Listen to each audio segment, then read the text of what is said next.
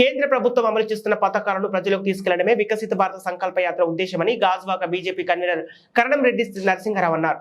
GVMC 66వ ward BC road Union Bank వద్ద జరిగిన వికసిత భారత సంకల్ప యాత్ర కార్యక్రమంలో ఆయన ముఖ్య అతిథిగా పాల్గొని మాట్లాడారు.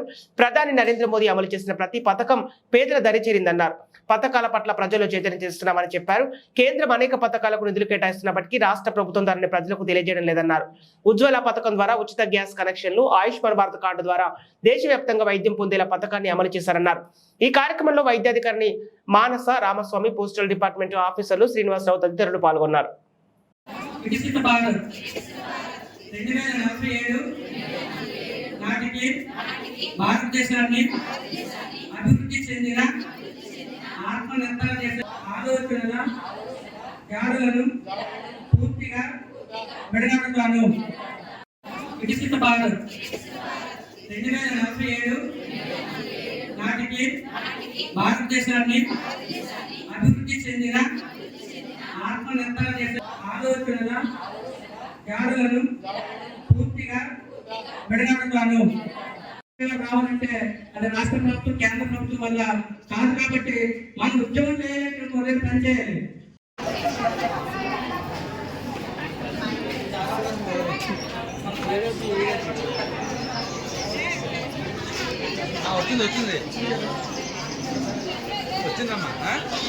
వికసిత భారత్ సంకల్ప యాత్ర 2వ విడతలో భాగంగా ఈరోజు 46వ వార్డు ఎటువంటి సంక్షేమ పథకాలు పేదల కోసం పెట్టారో అవన్నీ మీకు అందుతున్నాయా లేదా? మీకు అందకపోతే నేరుగా ఇంకా రాష్ట్రంలో వేరే ప్రభుత్వం కాబట్టి కొన్ని పథకాలు మీకు తెలియవు. మీకు అర్హత సరే మీ దగ్గరికి రావు.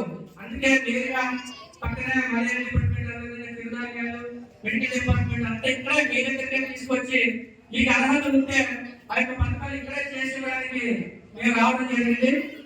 దేశ ప్రధానమంత్రి నరేంద్ర మోదీ గారు 2014లో ప్రధానమంత్రి అయిన మొదటిసారి మన ఆడపడుల ఆత్మగౌరవాన్ని కాపాడుతూ స్వచ్ఛ భారత్ కార్యక్రమాల ద్వారా ప్రతి ఒక్కరికి కూడా టాయిలెట్ నిర్మాణం కోసం 15,000 రూపాయలు ఇవ్వడం జరిగింది. అదంతా మీ అంతా ఉపయోగించుకున్నారని అనుకుంటున్నాను. 2018లోనే రావడం జరిగింది. తర్వాత ప్రధానమంత్రి మోదీ గారు ఇల్లు లేని వాళ్ళ కోసం ఎవరైనా ఇల్లు పెట్టుకుంటే కేంద్ర ప్రభుత్వం తరఫు నుంచి 1,50,000 రూపాయలు ఇవ్వడం జరుగుతుంది. అది కూడా చాలా మంది ఉపయోగిస్తున్నారు. హౌసింగ్ ఫర్ ఆల్ స్కీమ్, అదేవిధంగా పిఎం 30,000 ఆవాస్ యోజన, పిఎం ఆవాస్ యోజన పథకం ద్వారా ఆ యొక్క 1,50,000 అదేవిధంగా రాష్ట్ర ప్రభుత్వం 30,000 ఇవ్వడం జరుగుతుంది.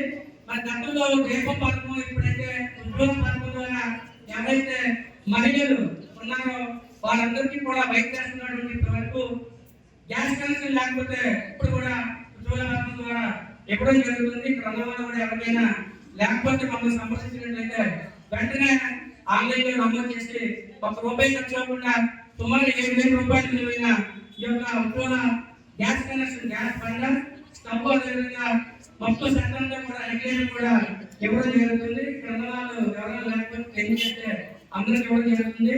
మెడికల్ డిపార్ట్మెంట్ నుంచి మాస్టర్ గారి మీ అందరికీ చెప్పడం జరుగుతుంది. ఆయుష్మాన్ భారత్ కార్డు, మనకు ఆరోగ్యం బాగానే ఏదైనా హాస్పిటల్కి వెళ్తే లక్షల బిల్లు అప్పుపాలవుతున్నారు.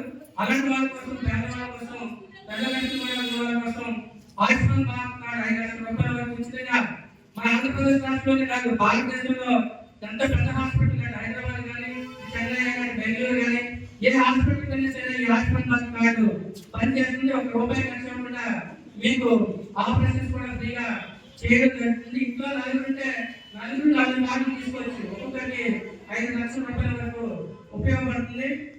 అదేవిధంగా మనకి గతంలో ఇంట్లో నీళ్లు తెచ్చారు, నేలభాగంలో బోర్కి వెళ్ళి నీళ్ళు తెచ్చుకునేవారు. కానీ ప్రధానమంత్రి మోదీ గారు మనకి ప్రతి ఒక్క ఇంటికి కూడా మరి గ్యాస్, మనకి నాలా కనెక్షన్, ఏదైతే పోయి కనెక్షన్స్ ఉన్నాయో పరాయి కనెక్షన్స్ కూడా అందరికి ఇవ్వడం జరిగింది. ఇలాంటి ఎన్నో సంక్షేమ పథకాలు ఉన్నాయి. మరి ముఖ్యంగా మహిళలు ఎక్కువగా ఉన్నారు, ముస్లిం మహిళలు సోదరులు ఉన్నారని అర్థం చేస్తూ చూపించాల ఎన్నో ఏళ్ళ నుంచి మరి ఏదైతే ముస్లిం మహిళలు ఉన్నారో వాళ్ళకి ఎటువంటి గౌరవం ఉండేది కాదు. అలాంటి వాళ్ళ కోసం చూపించాలని కూడా రద్దు చేశారు. మన ఆర్టికల్ 370 ఏదైతే జమ్మూ కాశ్మీర్ లో మన భారతదేశంలో అంత భాగం సరే అక్కడ ప్రధానమంత్రి ఉండేవారు, అక్కడ రాజ్యాంగం ఉండేది, అక్కడ వేరే జెండా ఉండేది.